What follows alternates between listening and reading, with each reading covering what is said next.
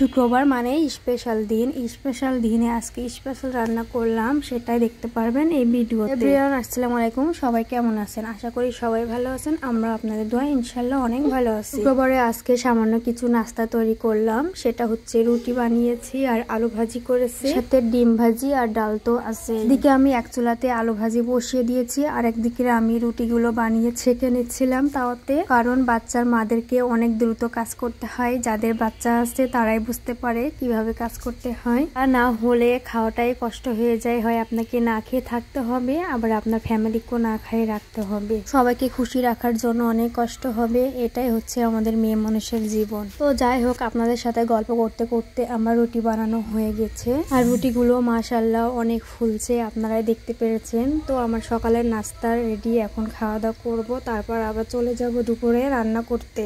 দুপুরে রান্না করব হাঁসের মাংস আর তার সাথে একটু খিচুড়ি রান্না করব। এদিকে বাচ্চাদের জন্য মুরগি রান্না করব, কারণ তারা আবার হাঁসের মাংস খায় না। মানে হাঁসের মাংস রান্না করার জন্য সব মশলাপাতি দিয়ে মাখিয়ে রেখেছি, কারণ মাখিয়ে রান্না করলে রান্না একটু টেস্ট হয়, খেতেও মজা লাগে। তো ফাইনাল লুক দেখার জন্য আপনারা অবশ্যই অপেক্ষা করবেন রান্নাটা কেমন হয়েছে।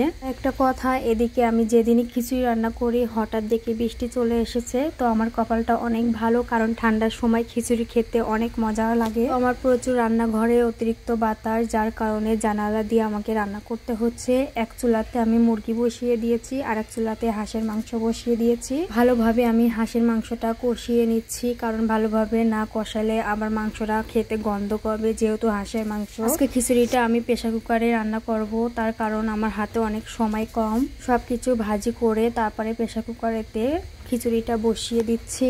এইভাবে রান্না করলেও অনেক টেস্ট হয়। রান্নাটা প্রায় শেষের দিকেরই, এক চুলাতে মাংস বসিয়ে দিয়েছিলাম, সেটা আমার রান্না হয়ে গেছে। মুরগির মাংসটা রান্না হয়ে গেছে আর খিচুড়িটা হইলেই রান্না হয়ে যাবে। আপনারা দেখতে পাচ্ছেন মাংসের কালারটা ওয়াও, অনেক জোস হয়েছে, খেতেও অনেক টেস্ট হবে। তো এদিকে আমার স্পেশাল হাতের আমের চাটনি দিয়ে আজকে খাবো, তার সাথে সরষে আর লেবু আছে। আপনাদের কাছে ভিডিওটা কেমন লাগছে অবশ্যই কমেন্টে জানাবেন। ভিডিওটা যদি ভালো লেগে থাকে আপনাদের কাছে, তাহলে অবশ্যই ফলো দিয়ে পাশে থাকবেন নেক্সট ভিডিও দেখার জন্য। আজকে ভিডিওটা এই পর্যন্ত, সবাই ভালো থাকবেন, আল্লাহ হাফেজ।